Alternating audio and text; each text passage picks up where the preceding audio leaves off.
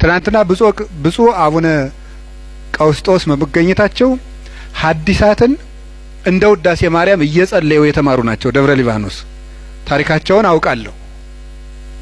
እንደ ጸሎት እየጸለዩ የሐዲስ ኪዳን ጥቅሶችን ሲጠቅሷቸው እሳቸው የሚጠቅሷቸው ሳይሆን ራሱ ቅዱስ ጳውሎስ ተገኝቶ የሚጠቅሰው እስኪመስል ድረስ ነው የሚጣፍጥላቸውና እሳቸው ተገኝተው ሲማሩ እንደውም ይገርማችሁ የዛሬ ወር መጥቼ ሳለ ከጉባኤ የቀረውበት አንዱ ምክንያት ብፁዕ አቡነ ቀውስጦስ መጽሐፍ አንብብልኝ እያሉ እያነበብኩ ነው የነበረው ማለት ነው።